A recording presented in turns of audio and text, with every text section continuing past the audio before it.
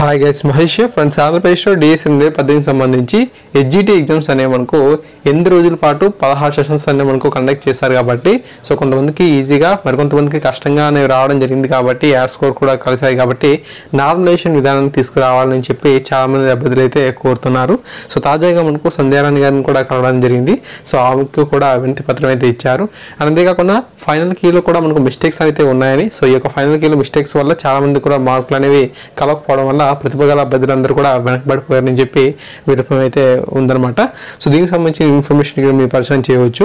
DSC 2018 second grade ఉపాధ్యాయ అభ్యర్థులకు న్యాయం చేయాలని కోరుతూ బుధవారం పాఠశాల విద్యాశాఖ కమిషనర్ సంధ్యారాణి గారికి వినతి పత్రం అయితే సమర్పించారు.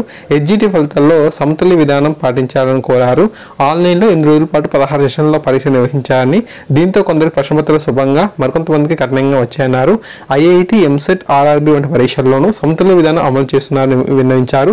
తుదికీలోనూ కూడా తప్పులున్నా వాటిపై అభ్యంతరాలు స్వీకరించలేదని, రాష్ట్ర ప్రభుత్వ పుస్తకాల్లో ఉన్న సమాధానం కాకుండా ఇతర పుస్తకాలను ప్రామాణికంగా తీసుకోవడంతో మార్కుల్లో తేడాలు కూడా వచ్చాయని చెప్పి తెలపడం జరుగుతుందన్నమాట. ఓకే, మనకు ఈ విధంగా అప్డేట్ అయితే ఉంది. సో చాలా మంది కూడా సో ప్రభుత్వానికి అయితే విన్నపాలు అయితే చేయడం జరుగుతుంది. చాలా ప్రాంతాల్లో కూడా మనకు రాస్తారోకలు కూడా నిర్వహించడం జరుగుతుంది.